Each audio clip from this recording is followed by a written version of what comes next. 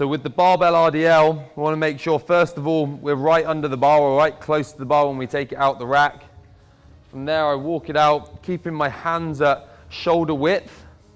Feet are also at about hip width, so relatively narrow. From there, at no point in the movement do I want the bar to leave the legs. So we never want it to come out in front like that. I'm sliding it down the legs and I'm sliding it up the legs as we go through the movement. So soften the knees slightly from the top. That's as much movement as we get through the knees. From there, I'm pushing my hips back and as high as I can. So pushing back, keeping the shoulder blades locked together, the bars on the legs.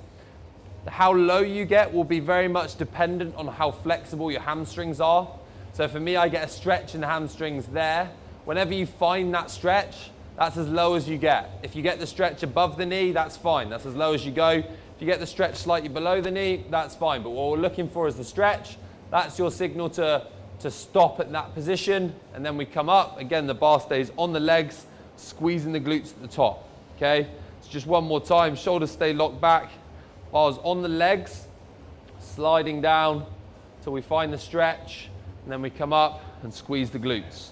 So that's the barbell variation. If that is tricky and you're finding it tough with the bar, what we can do is go with dumbbells, thinking about exactly the same thing. Knuckles stay on the legs. We push the hips up and back with fairly minimal knee bend until we find the stretch. Come up, squeeze the glutes. Okay? If we want to make the barbell RDL tougher, then what we can do is do what's called a snatch grip. So we go wider on the bar to the point where it naturally is in the crease of my hip, like so, and we go through the same movement, like so, keeping the bar on the legs.